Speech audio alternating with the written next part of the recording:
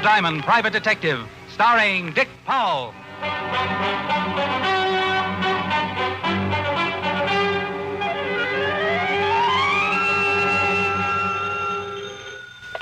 Diamond Detective Agency. Roses are red, violets are blue. Crime doesn't pay, but see that you do. Oh, Rick. Oh, hi, Helen, baby.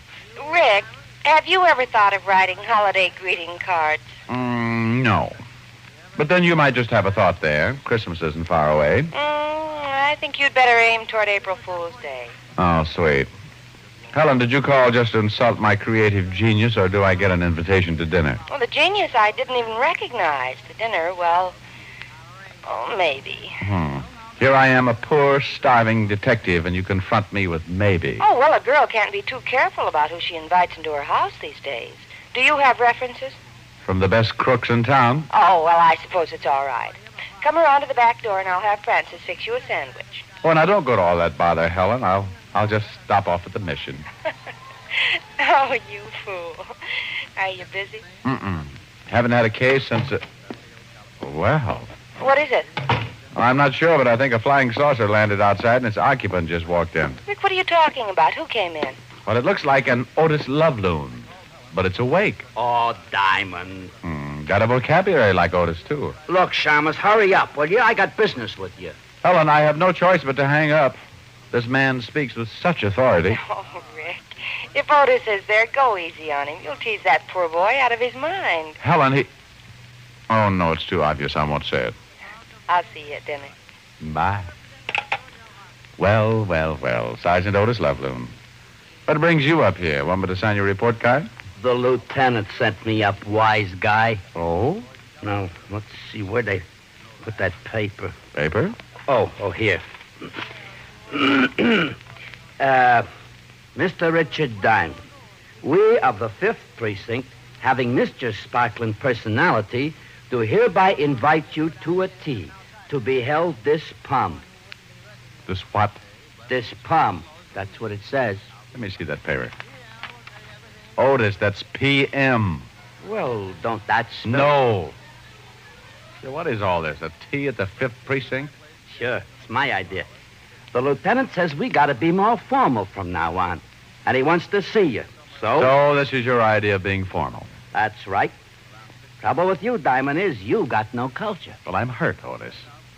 You say Walt wants to see me? Yeah, he sent me in a squad car for you. Well, I can hardly wait to find out what this is all about. Me, too. I delivered a letter to him this morning. He's been a changed man ever since. A letter? Maybe he... Oh, no. Walt's too old for the draft. And so yours truly was ushered into a waiting squad car. Usually, Walt Levinson let me wear out shoe leather on my trips to the 5th Precinct, and his hospitality was overwhelming. Otis even stopped on the way and bought me some chewing gum. Of course, it was Otis's favorite brand, but then I'm no prude. I enjoy blowing bubbles. He's in here, Diamond. Take off your hat. What? New rule. Oh, no. Here he is, Lieutenant. Well, I got eyes, you numps. Thank you, Sergeant Otis. Oh, thank you, Lieutenant. It was a pleasure. You may take your leave now, Sergeant Otis. Yes, sir, Lieutenant Levinson. Otis, curtsy and get out of here, will you? This is killing me. Oh, you had to go and ruin it all. Walt, what's going on down here? Look at your desk. What's wrong with my desk? Well, it's tidy. Everything's in place. Are you ill? Mr. Diamond, a man's desk reflects his character. Now, please be seated. I think I'd better take this standing. This new trend in character is amazing. Rick, look at this. Looks like an ordinary letter to me. Yes, but what's in it? Well, you tell me what's in it. Rick, I've been invited to speak at the annual Peace Officers Symposium at the University of North Carolina. So? So? Well, don't you know what this means? The top men from all over the country will be there. And to be a speaker, well, that's quite an honor. Oh, comes the dawn. So this is why everything around here has become formal, huh? Sure. After all, we got to have a little dignity. Mm-hmm. Why send for me? In the squad car yet? Well, it's like this, Rick. I'm supposed to make a speech concerning juvenile delinquency in New York. Uh-huh. Now, they also want someone to make a speech on the relationship between the policeman and the private detective. Touching. They told me to pick out a good man and bring him down. so I picked you. Oh, Walt, you're so thoughtful. Sorry, but speeches aren't my line. Oh, Rick, don't be that way. We'll have a good time. We'll leave tonight from Penn Station, get there in the morning. It'll be a nice vacation. Walt, I can't afford a nice vacation. While I'm down there over the weekend, I might miss a client. I'll get somebody else. Rick, Well? remember last year when we decided to give all the private detectives an examination to find out whether or not they were still qualified to operate? Sure, why? Well, I just heard the commission may call another examination this year. So what's this got to do with me going to North Carolina? Well, last year, remember, I didn't exactly help you. Just a cough here and there when I saw you were writing the wrong answer. Go on. I was just thinking, maybe this year I won't have a cold. Oh, now, Walt. Rick, this trip to North Carolina means a lot to me. All kidding aside, it's a big honor. Now be a pal and go along. Well, Ah, why? that's a boy. I'll have the ticket clerk line up 2 tickets. All right, Walt, I'll agree on one condition. Shoot. Well, I realize you're now a man of dignity, and I know that you think things should be more formal. Yeah? But for Pete's sake, take that doily off the lie detector.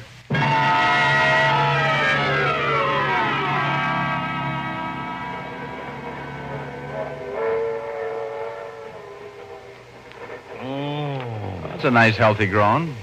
What's the matter, Walt? Train rides make you ill or something? No, but I just had a horrible thought. I was so excited about leaving, I forgot. Otis will be in charge while I'm gone. Oh, great. This is the biggest boon to crime since Prohibition. Don't remind me of it. I'll take your mind off of it. Look at the more pleasant things in life. Like that blonde up front? Oh, you're catching on, Fatty. Cute, isn't she? I guess so. Only she keeps looking around. Sort of suspicious-like. Walt, can't you take your mind off crime once in a while? All right, I'm sorry I brought it up. Everyone isn't criminal, you know. She's probably a co-ed on her way back to school. That's your opinion. Me? I say she's got criminal connections. Well, I have a buck that says you're wrong. All right, you're on. Now, how do we find out? Walt, you're so naive. Look, she's going to the club car. Come on.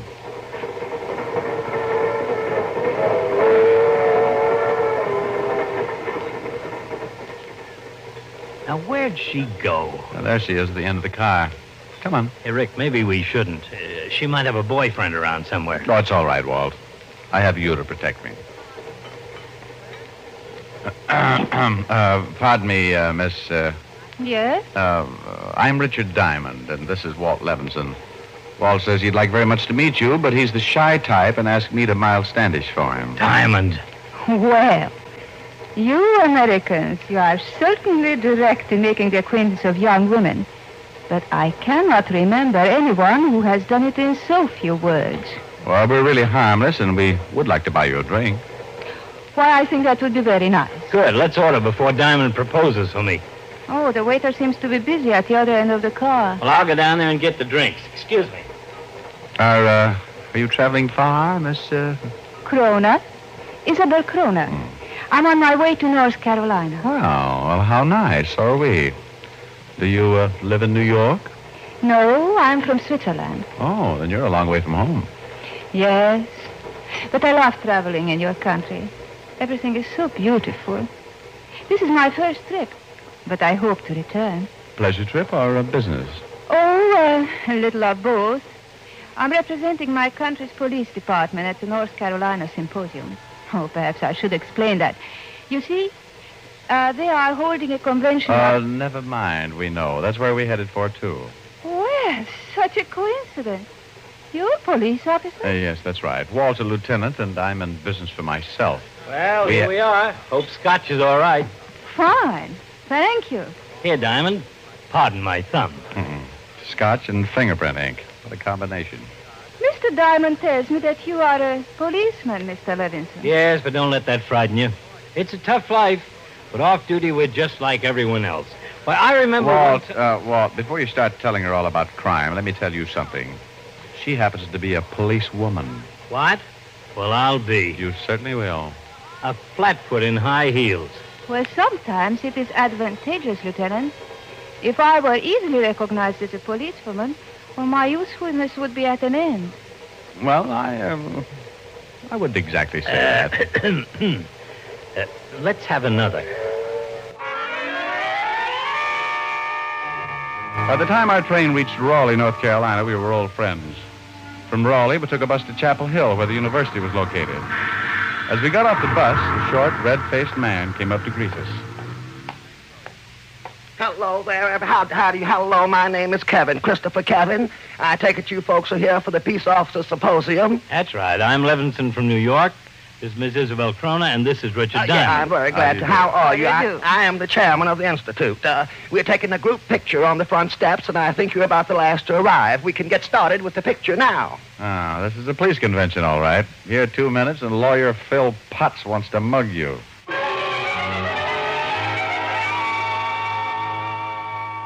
You three in the back row there. Move in closer, please. Well, that's one suggestion I don't mind. Bother you, dear? Well, since it's all for art, I do not think I mind. That's it. That's it. Now, we just... Oh, my. You in the front row, you've moved again. Now, you've got... Our little friend is having a rough time. Yes. He wa- My goodness, What's the matter? That man, the photographer. What about him? That's all there is. He... All right. Oh, now. it is nothing. All It just right. looks so familiar. Everybody smile. Easy now. Don't strain. Don't easy. Oh, no. The third row. Will you please stand still?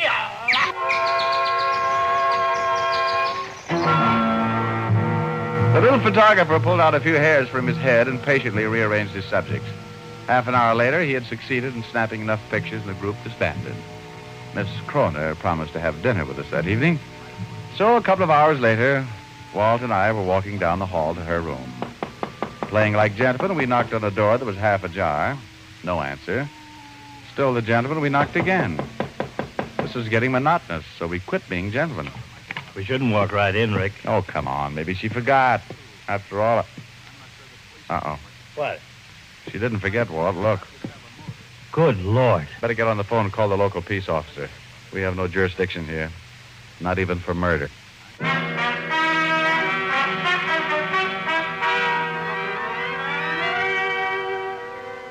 Walt and I stared down at Isabel Kroner's body on the floor.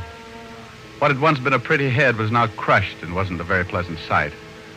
Walt called the local sheriff, and we waited until he arrived. Well, you say you two found the body? That's right, Sheriff. My name's Diamond. This is Walt Levinson. We're here for the Peace Officers Symposium. Oh, yeah. And who was she? Name was Crona, Isabel. She was a policewoman from Switzerland. Well, the coroner will be finished in a few minutes. Darndest thing I ever heard of. A policewoman gets killed right smack in the middle of a gathering of the best cops in the country. Now, we called you right away. We figured if the news leaked out, every cop in the place would try and catch the murderer. They'd all run into each other and make a real mess. Yeah, but we'd better keep it quiet till we can make an investigation. You all seem to know some of the facts about it. Care to give me a hand? Sure would, Sheriff. Mr. Diamond here is a private detective, though. There's no client, Rick. Do you want to work on it? Well, that's a nasty poke, Walt. I'm as anxious as you are to catch this girl's killer. Good. Now, any reason you know of why anyone would want to get rid of her? I can't think of any. She said this was her first trip to this country. Johnson, check with the hotel manager. See if he saw anyone come in who might have entered this room. Now, let's see. Looks like she was hit with a heavy instrument. Yeah. We noticed what might be a clue over here, Sheriff. There, on the floor. Ah, a little vial. We figured it might have fallen from the killer's pocket during the struggle. It's marked silver nitrate. There might be some prints on the bottle. Well, let's hope there are. We can use a few breaks in this case.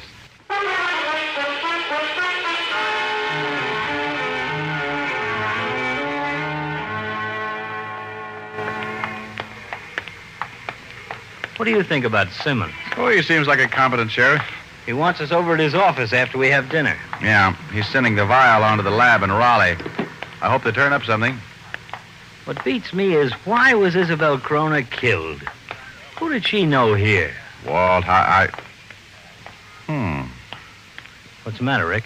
I was just thinking. Remember when we had our picture taken earlier today? Sure, why? That little photographer? Isabel seemed to recognize him.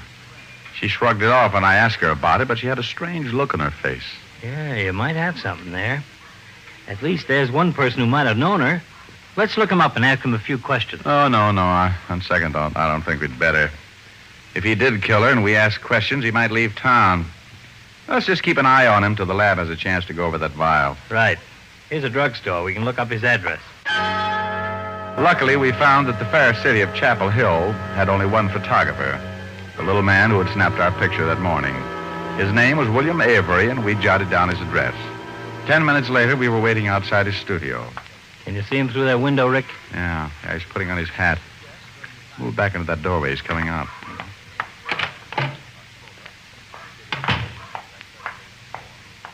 Come on. Let him get farther ahead.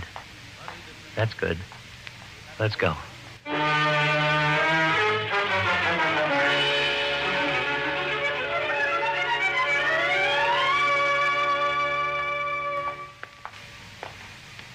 Oh, Rick, he's stopping. Yeah. Hey, there he goes into that restaurant. Come on, let's go across the street. Still think we ought to question him? No, wait.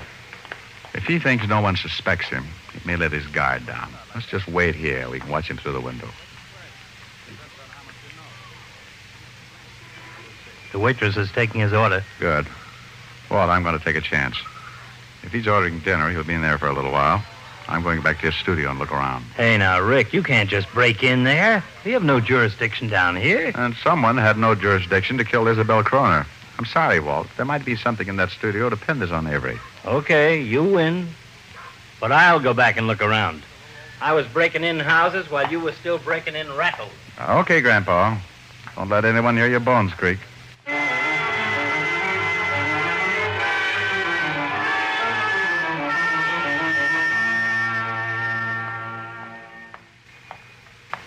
You find anything in his studio, Walt? And how? Our friend Avery has a broken camera. It's been smashed. Oh, huh. Hey, hold it. Here he comes out of the restaurant. Oh, looks like he's heading for his studio. You say his camera was smashed? Yeah, I found it in the closet. Didn't the coroner say Isabel had been killed with a heavy instrument? That's right. You know, Walt, this may fit. After Avery took the picture, you recognized Isabel. Then still with his camera, you went to see her. They fought, and he bashed her with it. I'll buy that. I mean, maybe we're just grabbing at straws. We still need something concrete to tie Avery in with that murder. Hey, wait a minute. Huh? Look up ahead there. He's got an apple. Look at the way he's eating it. Well, what about it? Well, he's only biting it on the right side of his mouth. So what? I have a hunch, that's all. Well, if it's about that apple, forget it. He just threw it away. Yeah?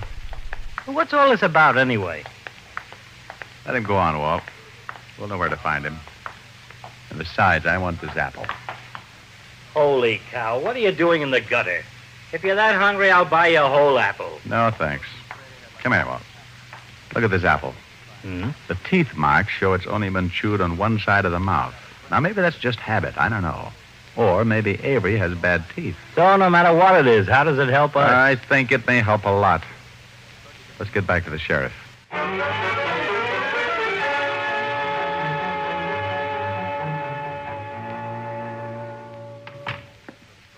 Well, it's about time you fellas got here. Thought you were coming over right after dinner. We're sorry, Sheriff, but we followed a hunch. You know a photographer here in town named Avery? Bill Avery? Why, sure. He's the best photographer in town. Came down about a year ago. Why? We think he killed Isabel Kroner. Well, now, what makes you think a thing like that? Well, so far it's nothing concrete, but Isabel seemed to recognize him today. Yeah, so we followed him. And later I found a broken camera in his studio. We think it's the death weapon. Well, now, a broken camera is hardly enough to convict a man. Oh, we know that, Sheriff, but there's something else. You remember that vial of silver nitrate we found by Isabel's body? Sure. What about it? Well, some dentist prescribed silver nitrate for use on the gums in case of infected teeth. Now, look at this apple Avery was chewing.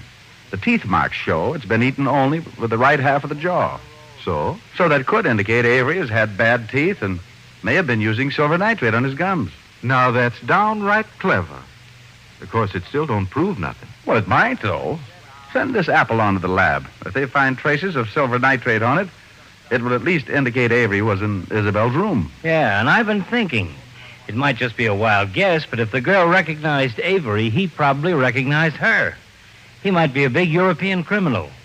He was afraid she'd turn him in, so he killed her. Now, you may have something there, Walt. A transatlantic call to the Swiss Detective Bureau might clear up his real identity. Now, boys, before you go running up my phone bill, let's just take it nice and easy like. This broken camera, silver nitrate apple, and motive. It's all mighty interesting. But I don't think we'd better waste time sending this apple to the lab. Doubt if they'd find anything on it. Well, you'll at least check it, won't you? No. Like I say, all these things are real interesting. But there's just one thing stands in the way of me trying to arrest Avery. What are you getting at, Sheriff? Well, while you boys were out playing cops and robbers, I caught the murderer. What? Yep, nothing fancy. Just thorough, routine investigation. I sent a man to check the hotel manager. He hadn't seen anyone, but he said the maid was due to clean that room about the time of the murder. We questioned her. She got nervous and broke down. Confessed she killed Crona. But why? Lieutenant, what's the reason for most of the killings in your state every year? What's the motive? Well, robbery's mostly the motive. That's right. And it's the same down here. The maid told us she was going through Crona's purse when Crona came in and caught her. She got frightened, picked up a vacuum sweeper attachment, and hit her with it. You know how berserk a petty thief can get when they're afraid they'll be caught. Yeah, but the silver nitrate and the apple. Well, the apple's coincidence. The silver nitrate belonged to Crona. She, too, had bad teeth. Well, I'll be... Move over, Walt. That makes two of us. Yes, sir. When I heard all you fellas were having a big convention down here, I said to my deputy, Pete, I said, we're going to see ourselves some fancy investigating if anything should happen while those fellas are here. Only I'm sure sorry you went to all that trouble for nothing.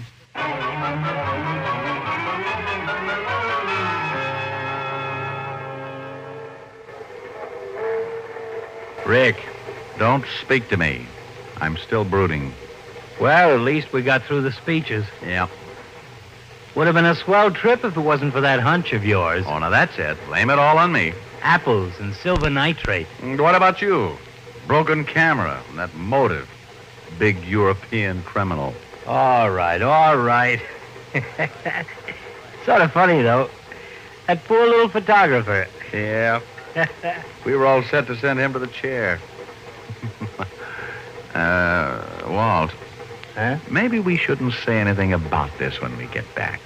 I was thinking the same thing. If Otis ever hears about it, we'll be disgraced for life. Yeah. Let's just forget it and look at the more pleasant things in life. Yeah. Like that little redhead up front? Mm-hmm. I was just kind of, Uh-oh. I have a feeling we've been through all this before. You're right. Well, shall we have a game of cards, Walt?